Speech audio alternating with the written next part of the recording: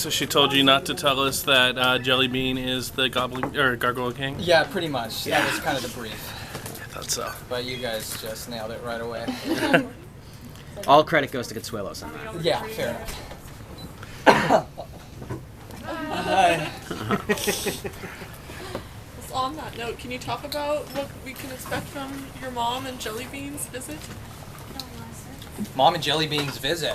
Or how we meet them? How we meet them? I don't know. What episode is that? I think it's a little bit farther than. No, I assume you guys have seen tonight's. Tonight's and next week. Next week. Where you and Archie set off on a grand journey on the train tracks. Oh right, at the end of that episode. Yeah. What? Oh, you guys didn't get the memo. But you want me to spoil something about Jelly Bean and Gladys? Is that what? Or what it's like to work with these actresses. It's great. I think for me, it's nice to have a little more background on Jughead's character and his family life. And a lore that has sort of been hinted at since season 1, really, and kind of loose ends that without saying too much, do get addressed and do get talked about. But I'll let you guys watch the episode and see what you think afterwards. Going back to the Gargoyle King, Sure. Do you have any idea who it may be, or do you have any guesses that who you think or want it to be? I have a feeling it's going to be about 5 or 6 people before the real one is revealed.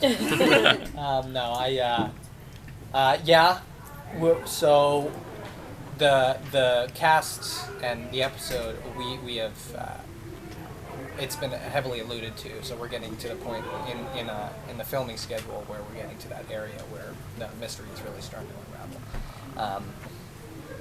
And it's certainly not what we expected, which really kept us on our toes when we all read it.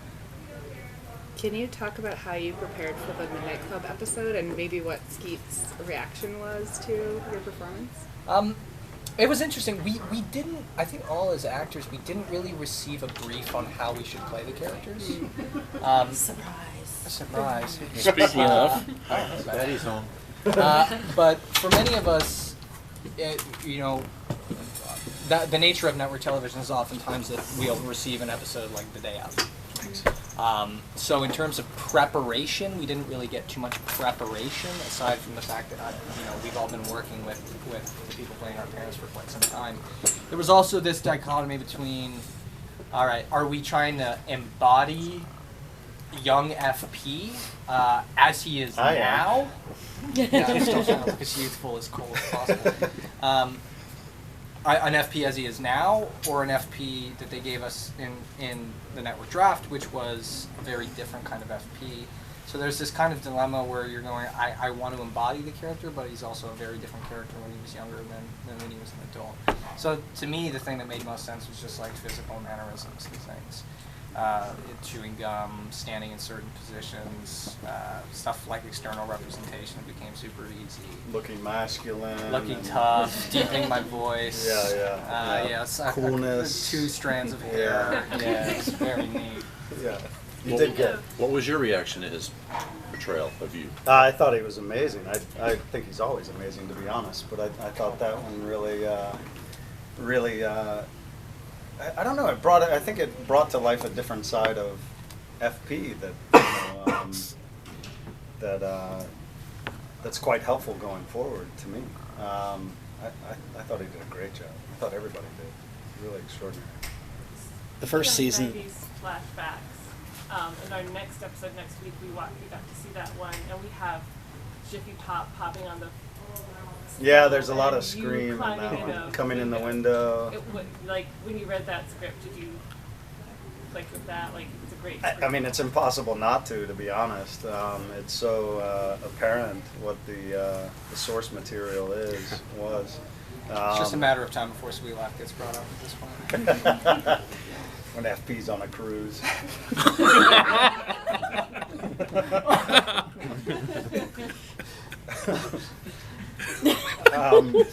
But yeah, we were very aware of the the Scream components. Even in the first season or the second season, there was a little bit of throwback to it. In the first season, everybody kind of, not everybody, but a lot of people thought that you might be the killer. Yeah. How has it been now that you're so kind of endeared to the fans? It almost feels like that would upend the show if they tried to do something with your character. I don't know, to be honest. I mean, the great thing about doing this show is we don't really, or I don't really know what to expect sometimes. So, in a way, there are times I come, I get the script and I'm like, God, I wonder if I lived through this one, or I wonder, what I've done, or what. I mean, there's a lot of plot twists that go along with the show, and so you never really know what to expect. I certainly don't feel safe, necessarily. And I'm always up for, good drama. So if they want to do more of that and point it in that direction and see how we dig our way out, it's always fun. Going back to the Scream homage in the next episode, what was it like for you getting to return to that kind of universe? It was interesting. I mean, I think the only sort of flashback I had was when we shot that scene in outside of Napa Valley. It was a real house, and they had built this ledge onto the roof for me to squat down on and wait for the cue, like I'd climbed in. This one I got to climb a real ladder, so I'll show you better. It was cool. I mean, it's been a long time since I made that movie, and this is a very different character and world. But I think in a way it really speaks to what Scream was. This sort of self-effacing of the genre kind of film, and I think in a way they took components of that and used it in an interesting way. Also, in next week's episode, you guys have a big scene where you kind of are confronted about the game, and then you get changed to the fridge. What has that been like, and what does this do to your relationship on the show? Well, I mean, I got to eat. Did they keep me eating in that scene? Am I still like? They keep you you're like, do you want some lunch or something? And you like chewing on the floor. You're going through the fridge. Yeah. But there is a photo of you eating a burger prominently placed on the fridge. So I know my brand. I think it seems like all the characters of Riverdale have a bit of amnesia, and every episode is kind of episodic in this way, where relationships are tenuous and then resolved, and then tenuous and then resolved. So I mean, in terms of lasting impact, I don't think it's had really like a lasting. Yeah, I mean, I think the relationship in general is at times quite heated, as parental and teens can be, and at times, we're finding ourselves kind of working together, which is really interesting. I mean, the first time I see him fight is really interesting. And those are little things that aren't necessarily on the page, that we just find ourselves finding little nuggets inside of. And so to me, it's a bit of a roller coaster relationship that's really interesting to work our way through. How is Jughead and FP's lives kind of disrupted when you find out Alice has Betty sent away? Wait, who's Buddy again? Betty. Betty. Oh, Betty. Sorry. I'm from Chicago. Wait, what was the question? Sorry.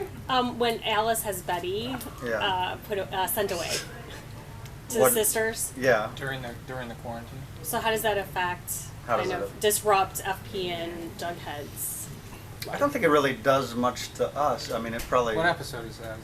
Next week. Next week. 6. That would be 6. Yeah. Alice disappears to the farm. That's right. Oh.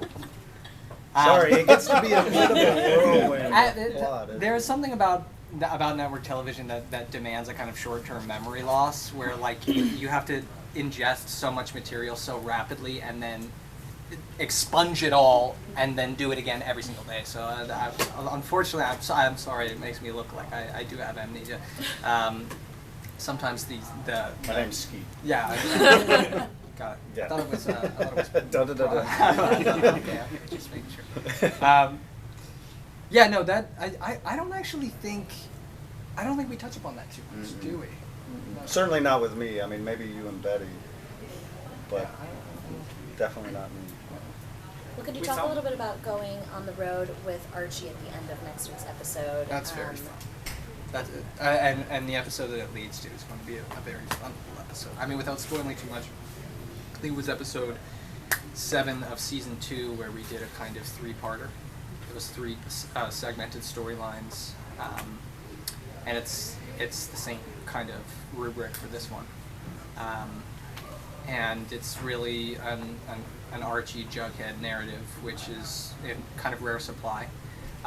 So you get that for a good chunk of episodes. It's really just Archie and Jughead for a little bit, and it's a lot of fun. And they're on the lam and they're running away, kind of Stand By Me. It's really it's fun.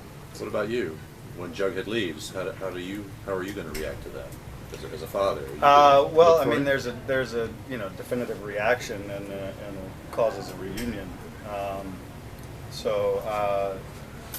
You don't see a ton of reaction to it other than the physical action that takes place. It's a really celebratory set. 2 happy birthdays? The third one.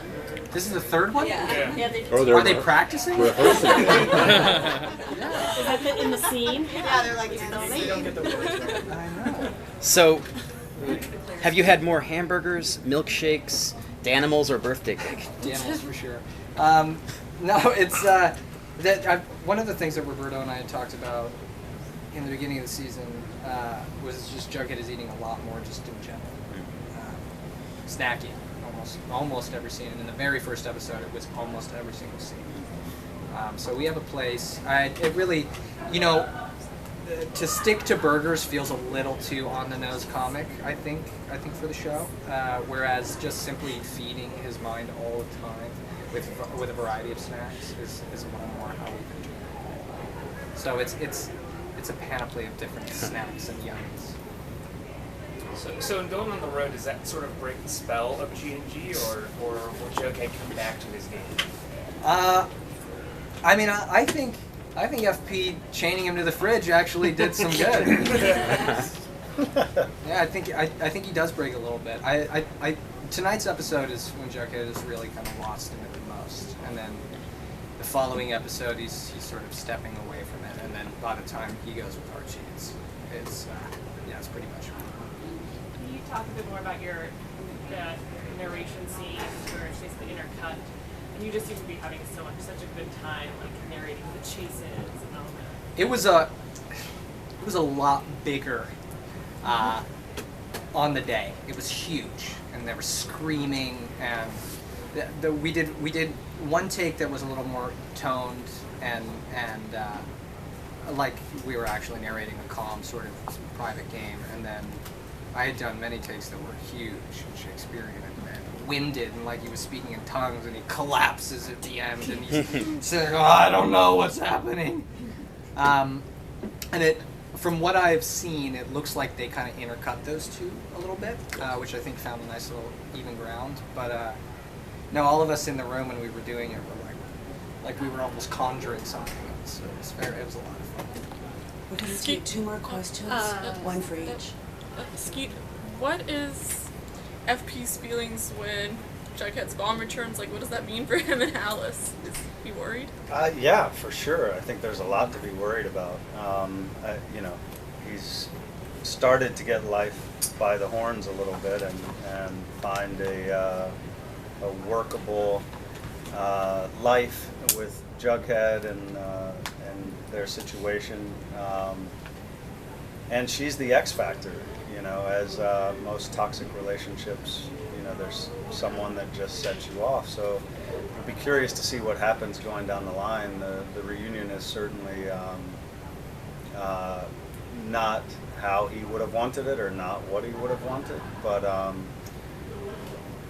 I think she is just like he was in the first season, just such a wild card. You just don't know what's coming, and I worked with Gina a long time ago. We did a Paul Schrader movie together called Touch, and haven't seen each other since. And it's great to work with her again. She's really brings something so unique and interesting to it. Any hints about when you're going on the road with Archie? What about Betty? What's gonna happen there? So it's 6, I believe, that she gets put in a quiet mercy, Yes. right? Are you going to find out about it while you're on the road that she's basically captive? We do touch upon it a little bit, but a little bit further into the season, it's touched upon quite a bit. KJ said that Jughead and Archie kind of separate at some point, and that there's a specific cause of that. Can you preview that at all? No. We've heard that Hiram and even Penelope's plans for the town will come back into play. How will that affect the two of your characters, or how will they try to, get involved in that again?